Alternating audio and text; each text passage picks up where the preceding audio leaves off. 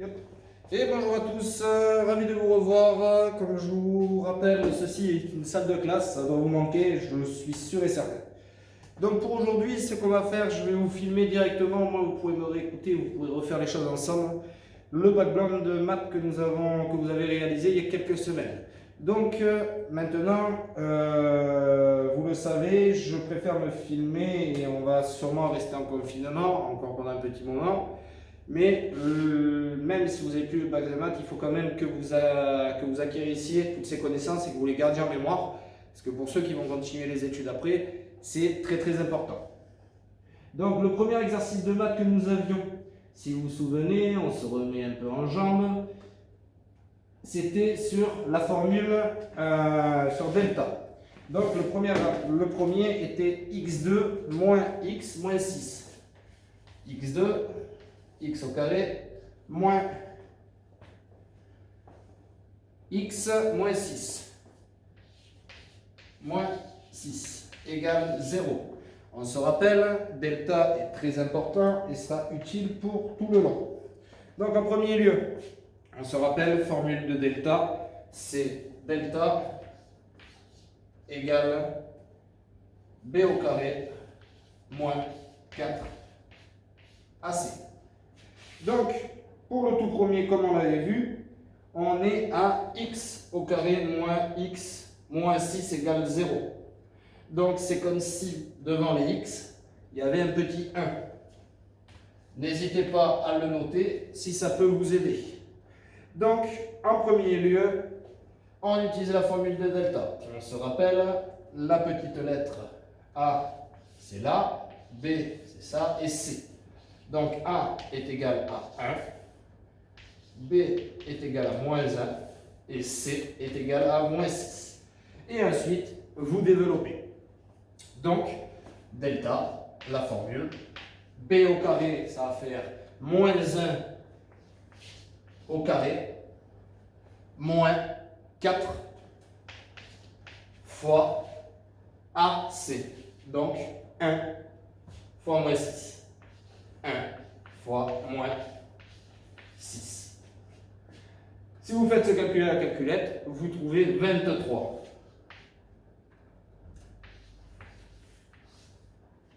Vous trouvez 23. Donc, 23, on se souvient, si c'est positif, que delta est supérieur à 0, il y a deux formules pour ça.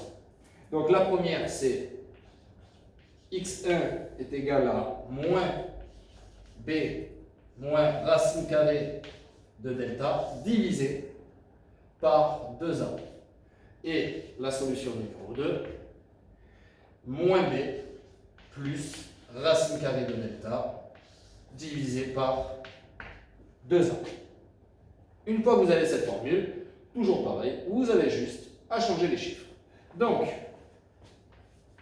x1 est égal à moins b, donc moins 1, moins racine carrée de delta, donc delta fait 23.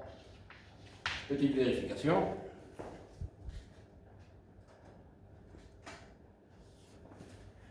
Moins 23 divisé par 2 fois a, donc 2 fois 1. x1 est égal à la calculette. Je vous laisserai le refaire quand vous le referez votre bac blanc avec vos corrections. x1 est égal à 2,89. Environ 2,89, je dirais. Ensuite, toujours pareil, vous prenez la deuxième formule. x2 est égal à moins b plus racine carrée de delta. La seule chose qui change entre x1 et x2, c'est le moins et le plus. Donc vous refaites exactement le même calcul. Moins 1 moins racine carrée de 23, 2 fois 1. Vous résolvez ça à la calculette. N'oubliez pas les parenthèses si vous n'avez pas la graphe 35 qui met la fraction en dessous. Et ça nous donne x2 est égal à environ 1,89. Et ensuite, vous faisiez exactement pareil pour le reste. Donc, je vais vous faire la deuxième et je vous laisserai faire les autres. Donc, la deuxième, c'était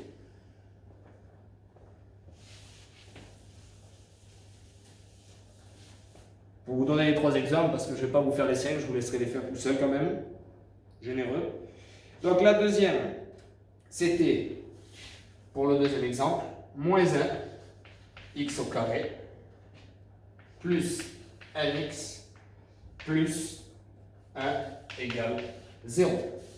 Toujours pareil, en tout premier, vous devez sélectionner les chiffres A, B et C. Il vaut mieux les noter comme ça, au moins vous êtes sûr de ne pas vous tromper au fur et à mesure. Donc A, B et C, donc c'est moins 1. B, c'est 1 et C, c'est 1. Je ne vous avais pas mis des chiffres compliqués. Généralement, on ne vous mettra pas des gros chiffres non plus. Et ensuite, vous refaites la formule de delta. Donc, delta est égal à B au carré moins 4AC. Donc, B, 1 au carré moins 4 fois moins 1 fois 1. N'oubliez pas les parenthèses, on ne peut pas coller deux signes ensemble. Vous résolvez ça à la calculette et vous trouviez moins 3. Donc, on se rappelle, si c'est négatif, ça veut dire qu'il y a 0 solution. Puisque delta inférieur à 0, donc pas de solution.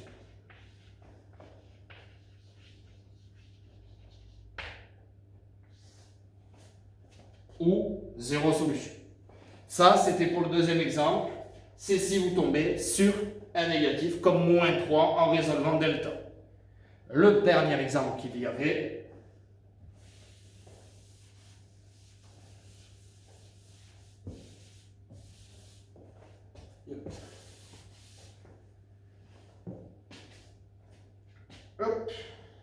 c'était l'exercice numéro 1x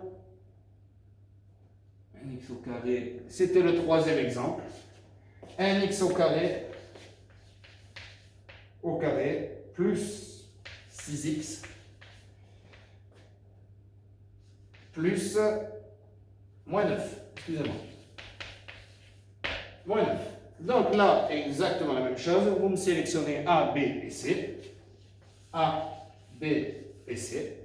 Donc A équivaut à 1, B équivaut à 6 et C à moins 9. Vous me remplaciez ces chiffres-là dans la formule de delta, qui est là-haut, et B au carré, donc 6 au carré, moins 4 fois 1 fois moins 9. N'oubliez toujours pas les parenthèses, on ne peut pas coller un signe à un autre signe.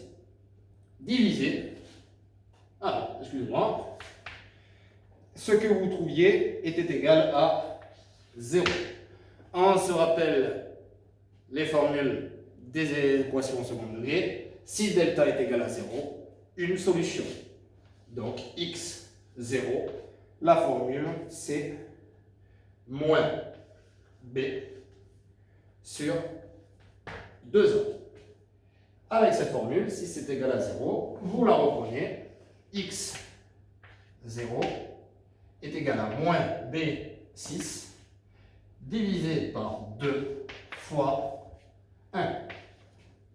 X, 0, est égal à 3. Celle-là, elle est assez simple. 6 divisé par 3. Voilà pour le premier exercice. Le deuxième exercice était un peu plus long et un peu plus compliqué. Comme je vous ai dit, vous êtes en bac. Et en bac, on va vous demander plus de chercher de la réflexion et analyser les choses. Donc, c'était un exercice qui mélangeait à la fois les pourcentages et qui mélangeait à la fois les probabilités. Donc, vous aviez d'abord un tableau à remplir. Hop. Et hop. Donc, là, hop, hop, vous aviez les jeunes, les adultes, les anciens et la classe totale. Donc, là, à acheter et n'a pas acheté.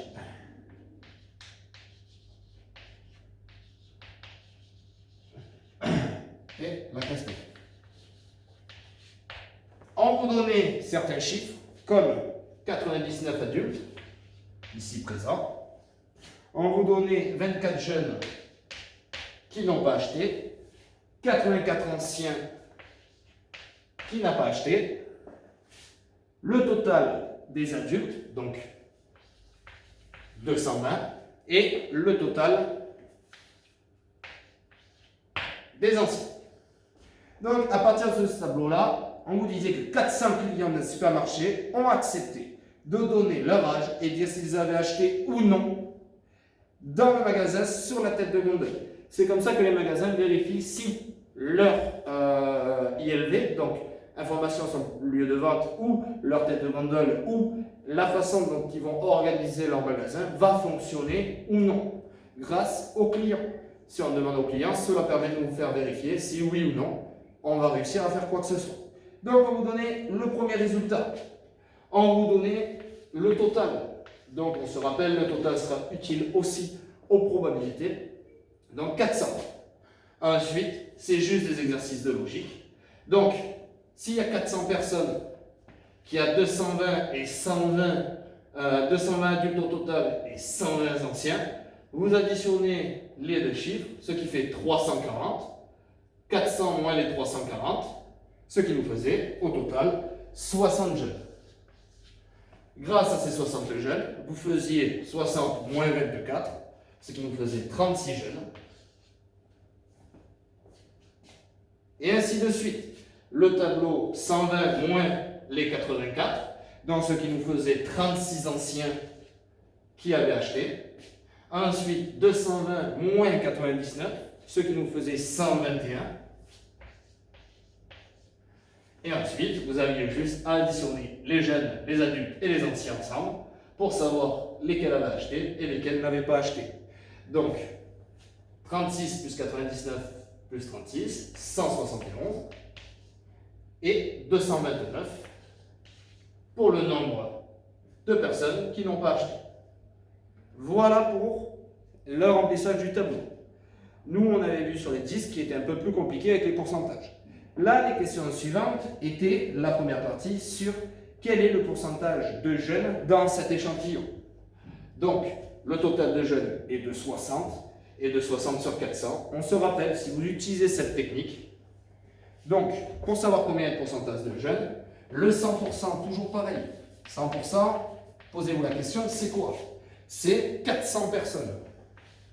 Et nous, on cherche ce que représentent 60 personnes dans les 400. Et ensuite, grâce à ça, vous avez votre produit en croix, 60 fois 100 divisé par 400. Et vous aviez vos 60 jeunes en pourcentage. Donc 60 fois 100 divisé par 400 et l'on trouvait 15%. 15% de quoi? Rappelez-vous, si vous marquez juste 15% sans expliquer le chiffre, ça sera compté comme faux. Donc 15% de jeunes.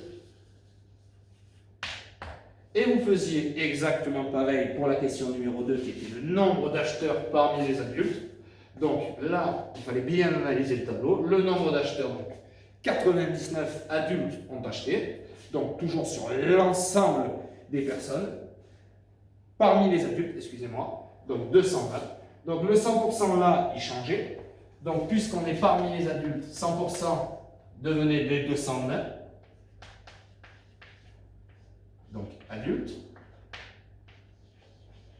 Et nous, on cherchait ce que les 99 qui ont acheté chez les adultes représentent en pourcentage. Adultes achetés. Et vous aviez votre produit en croix. 99 fois 100 divisé par 220. On refait le calcul. 99 fois 100 divisé par 220 et on trouvait 45% d'acheteurs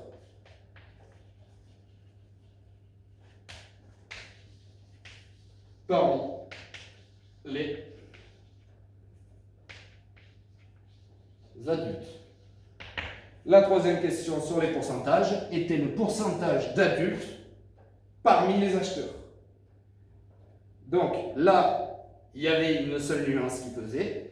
Donc puisque c'est le nombre d'adultes parmi les acheteurs, notre chiffre global, notre effectif global changeait. Ce n'était plus 220 puisque ce n'était pas parmi les adultes et les acheteurs. Là, c'était parmi les acheteurs, les adultes. Donc notre chiffre, notre 100% devient 171 puisqu'on est parmi le nombre de personnes au total qui a acheté. Donc notre 100% devenait 171 acheteurs. Et donc, on cherchait ce que les 99 adultes représentaient parmi les acheteurs.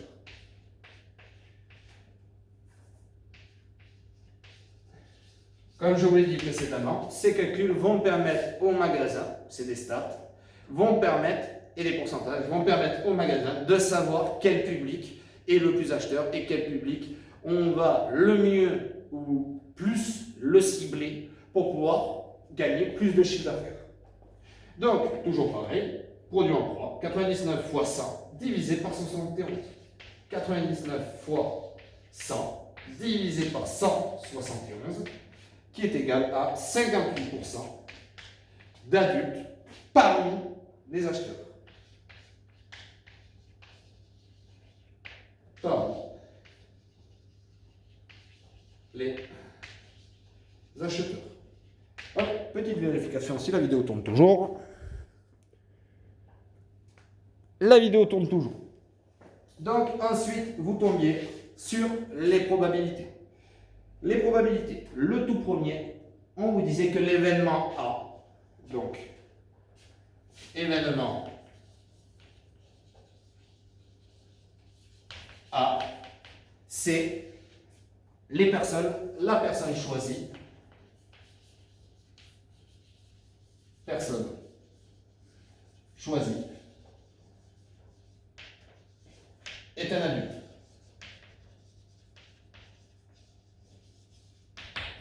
L'événement B, la personne n'a pas acheté.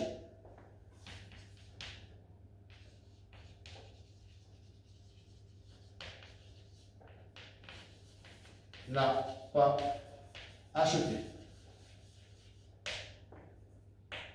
Et l'événement C, c'était la personne est un ancien.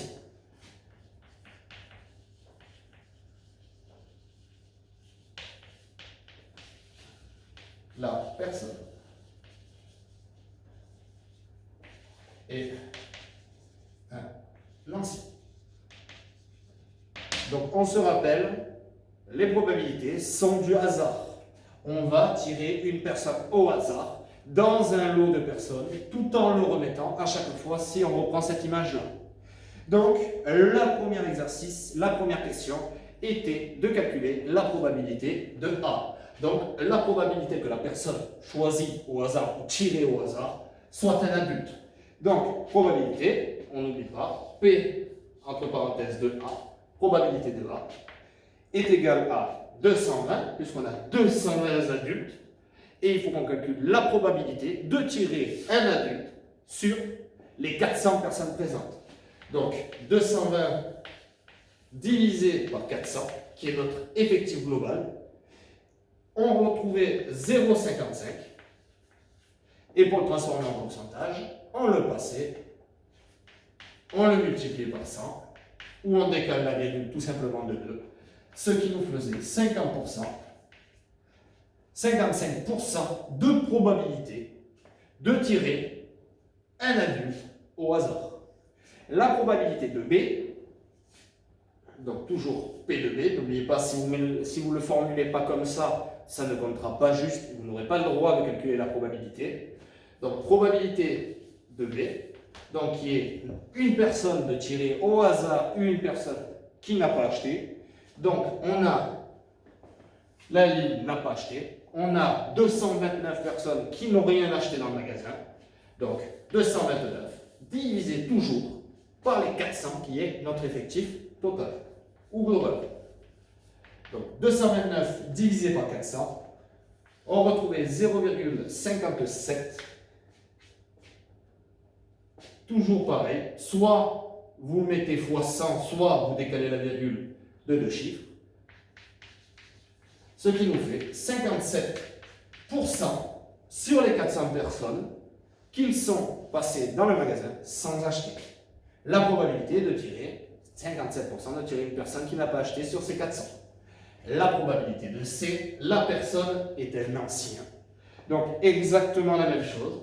Tout à l'heure, pour les personnes qui n'ont pas acheté, on a pris 229 et pour les adultes, on a pris le 220. Ben là, on va prendre tout simplement les 120 anciens sur qui on a fait ce sondage.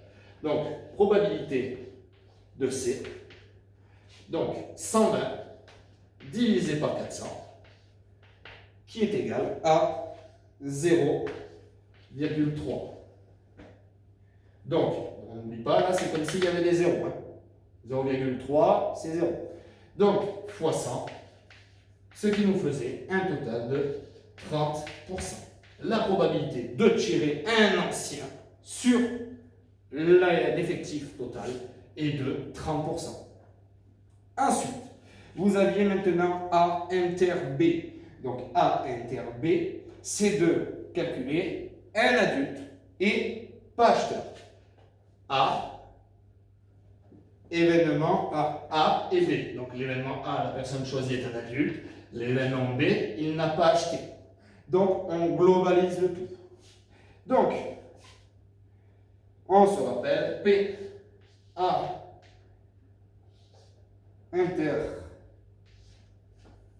B. Donc, qui est un adulte et qui n'a pas acheté. Donc, dans ce cas-là, on se rappelle, chaque probabilité est différente. D'abord, vous prenez tout simplement le nombre d'adultes, à la différence des disques où la fois on devait additionner ou soustraire ensemble. Ben là, on va prendre le nombre d'adultes, donc 220 adultes, ou vous pouvez prendre directement le 121. Les deux méthodes fonctionnent. Là, on veut un adulte et qui n'a pas acheté. Donc, 121 divisé par 400. Donc, 121 adulte qui n'a pas acheté, divisé par 400, qui est toujours notre effectif global. Et on trouvait 0,30. Certains n'ont pas arrondi, je n'avais pas précisé. Certains ont mis directement ça. Donc, fois 100, ce qui nous fait 30,25% de probabilité de tirer un adulte qui n'a pas acheté. Ensuite, celui d'après, vous aviez la inter C. Donc, A inter C, la personne choisie est un adulte et la personne est un ancien. Dans cette logique-là, on ne peut pas tirer à la fois une personne qui est adulte et en même temps ancien. Donc, tout simplement, la probabilité, celle-là, elle était cadeau, de A inter C, ce n'était pas possible. Pas possible. C'était comme avec les cartes, que c'était possible de tirer un roi à la fois de cœur et de pique, comme on l'avait fait au début des probabilités. Celui-là d'après, c'était calculer la probabilité que ce soit un adulte ou un ancien. Là, puisqu'on est à ou, donc là, c'est possible de le faire. Donc, je vais effacer parce qu'il me reste plus de place. Hop. Donc, la probabilité de tirer un ancien ou un adulte, probabilité donc c'est de A union C. Donc, d'avoir une personne choisie est un adulte ou un ancien dans tout ce qu'on a. Donc, là, par contre, ça remarchait pareil. On prenait les 220 adultes, on additionnait ensemble les 120 anciens et on divisait par 400. Puisque là on cherche, on veut piocher soit un adulte, soit une personne ancienne, on additionnait les deux et on divisait par 400. Donc 120 plus 220 divisé par 400 qui est égal à 0,85 fois 100 qui est égal à 85%. On a 85% de chance de tirer soit un adulte, soit un ancien. Pour la dernière, une personne adulte et qui a acheté, donc probabilité de A et ou inter B. J'ai eu un doute, mais c'est bien ça, et qui a acheté. Donc là, tout simplement, un adulte qui a acheté 99, donc 99 divisé par, toujours pareil, 400, ce qui nous faisait un total de 0,2475. Je mets pour cet exemple-là, parce que certains l'ont dit, fois 100, 24,75% de tirer au hasard un adulte parmi les 400 personnes. Un adulte qui a acheté. Voilà pour les calculs de probabilité. Ensuite, vous aviez un exercice de statistiques. Les stats, on les a fait et refait. Et on va les refaire une dernière fois ensemble, au moment où vous aurez la vidéo et vous ne pourrez plus me dire que vous ne les avez pas compris. Donc, vous alliez calculer la moyenne. Vous aviez votre tableau, calculer la moyenne. Je vais vous le réécrire. Donc, vous aviez les notes, vous aviez l'effectif. Les notes allaient 7, 9, 11, 12, 13. 7, 9, 11, 12, 13 et 15. Vous aviez 5 personnes qui avaient eu 7, 4 personnes qui ont eu 9, 21 personnes qui ont eu 11, 35 personnes qui ont eu 12, 32 personnes qui ont eu 13 et 3 personnes qui ont eu 15. Donc, à partir de ce moment-là, calculez la moyenne. On se rappelle, première étape pour calculer la moyenne. Et la moyenne pondérée, bien évidemment. Pondérée. C'était d'abord, en tout premier, de calculer l'ensemble des effectifs. Donc, l'ensemble des effectifs, vous les additionnez tous ensemble. Donc, 5 plus 4, 9, plus 21, 30. Plus 35, tout simplement, je vous laisse réfléchir 2 secondes, ça va vous faire mal à la tête. 5 plus 9, 5 plus 4, 9. Plus 21, 30. Plus 35, 65. 65, plus 3, plus 30, 70, 80, 90. 90, plus 5, plus 2, plus 3. Ça faisait un total de 100 personnes. Donc, effectif total. Total, 100 personnes. Et là, vous faisiez simplement, comme on l'a déjà vu, 7 fois 5, plus 9 fois 4, donc 4 personnes qui ont eu 9, 11 fois 21, et vous continuez, 12 fois 35, 13 fois 32, 15 fois 3, et vous le divisiez par l'effectif total, qui est égal à 100. Et une fois que vous aviez fait ça, en oubliant, en pensant bien aux parenthèses et en n'oubliant pas les signes, vous trouviez une moyenne de 11,25. 0,83 de moyenne générale pour l'ensemble de l'école.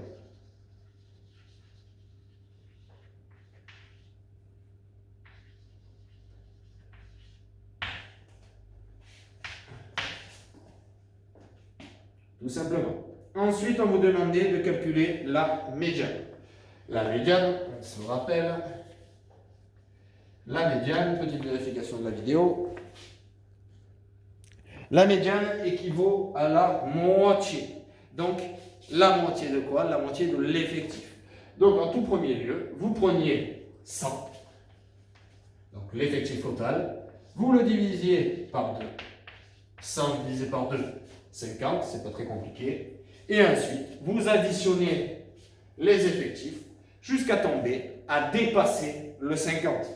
Donc 5 plus 4, 9, plus 21, 30. Donc on n'a toujours pas dépassé les 50, donc notre médiane n'est pas 11. Plus 35, 65. Si on a dépassé, notre médiane est perdue dans les nuages de 12. Donc notre médiane est 12.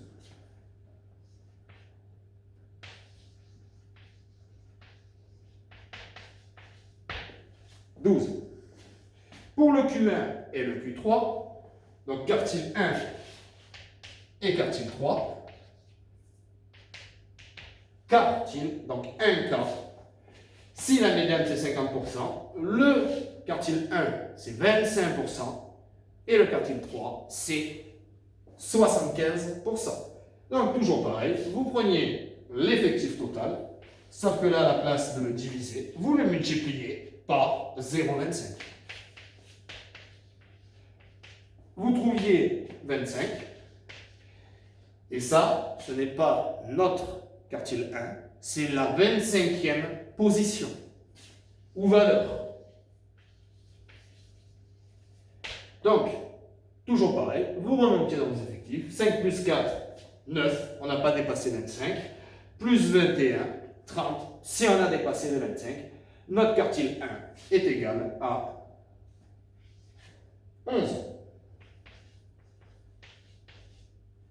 Pour le Q3, toujours pareil, l'effectif total fois, cette fois-ci, puisque c'est le troisième quart, 0,75. Vous trouviez 65. Donc toujours pareil, c'est la 65e valeur.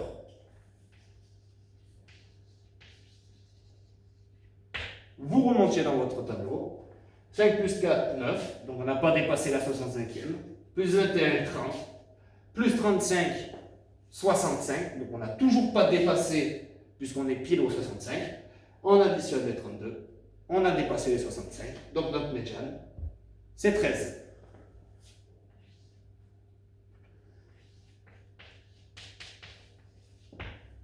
C'est 13, tout simplement.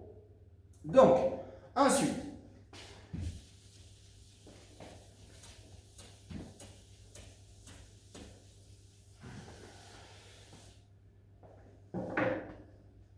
vous aviez à calculer la variance et les quartiles. Toujours pareil, la variance et les quartiles ne sont pas compliqués. Il y a plus d'erreurs, il y a plus de chances de faire une erreur de signe que de se tromper dans le calcul. Donc pour le calcul, il ne changeait jamais. Donc, la variance, vous faisiez toujours, ce sera toujours pareil. Si on met la formule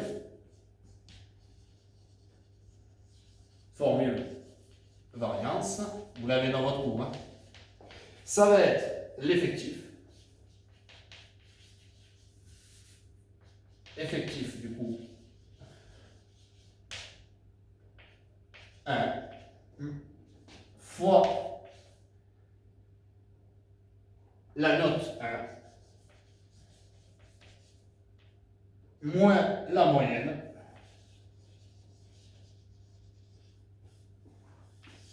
au carré. Et vous continuez comme ça, effectif 2 fois note 2 moins la moyenne au carré. Et vous continuez ça pour l'intégralité des chiffres. Donc, je vais vous faire les quelques premiers. Donc, variance est égale à 5 fois 7 moins 11,83 au carré. 5 fois 7 moins la moyenne qu'on a calculée au départ, plus 4 fois 9, 4 entre parenthèses 9 moins 11,83 au carré, plus 21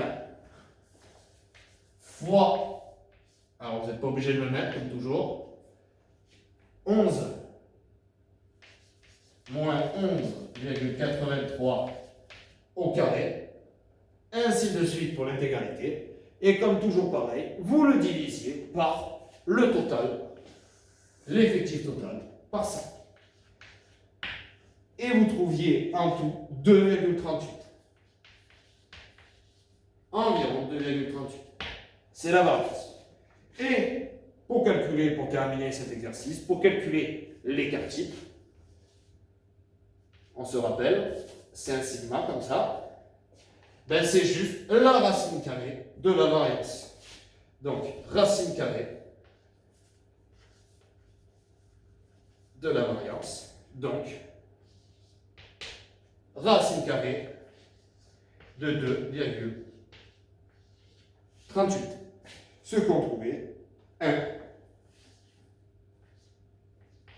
environ 1,54. Voilà pour celui-là. Le dernier exercice était simple aussi. Si vous l'aviez dans mon cours, on l'avait fait en tout début d'année et l'année dernière aussi en tout début d'année. Hop.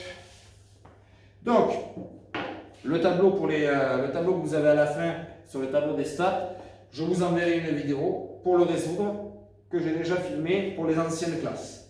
Donc, on vous demandait quel était le pourcentage d'évolution du prix de cette action entre 2012 et 2015 et 2003 et 2013 et 2014. Là, c'était simplement une formule, toujours la même. Valeur d'arrivée moins valeur de départ divisé par valeur de départ fois 100. C'est toujours la même et ça restera la même. Donc, on vous demandait le pourcentage d'évolution, et encore on n'a pas poussé dans les successifs ou les moyens, le pourcentage d'évolution entre l'année 2012 et 2015. Donc, vous aviez 98 pour 2012 et 75 pour 2015. Donc, vous preniez simplement la valeur d'arrivée. Donc, la valeur de départ, c'est l'année 2012. La valeur d'arrivée, c'est l'année 2015. Donc, vous preniez la valeur d'arrivée, donc 75, moins la valeur de départ. Donc, on est parti à 98, divisé par 98, fois 100. Et on trouvait un total de moins 23%. En phrase, obligatoirement, rappelez-vous, vous êtes en terminale, il faudra toujours des phrases et toujours vous expliquer vos calculs. Le taux d'évolution du chiffre d'affaires, du prix de l'action, du prix de l'action entre 2012 et 2015 a baissé, a diminué, a réduit, tous les synonymes qu'il peut y avoir, de 23%. Le dernier qu'on vous demandait, c'était simplement de 2013 à 2014. Donc, vous faisiez exactement la même formule. Donc, en 2013, il était à 95, le prix de l'action était à 95. En 2015, à 75%. Donc, vous faisiez exactement la même chose. La valeur d'arrivée, on était à 77. On est parti à 95. Donc, comme vous pouvez le remarquer, si vous prenez le temps d'analyser de 2013 à 2014, elle a quand même énormément baissé. Elle est passée de 95 à 77. Donc, ça fait mal quand même comme changement entre les actions. Et divisé par les 95, toujours pareil, valeur de départ, et fois 100. Et vous trouviez moins 2,59%. Donc, le chiffre ou le prix de l'action entre l'année 2013 et 2014 a connu une réduction, une baisse de 2,59%. Voilà. Donc, pour cet après-midi, comme je vous l'ai dit, je vais vous le redemander. Vous devrez me refaire ces exercices en essayant de jouer le jeu sans la correction ou avec la correction, mais sans faute. Très bien. Ben, écoutez, merci à vous. J'espère se revoir avant la fin de l'année et passez une très bonne journée.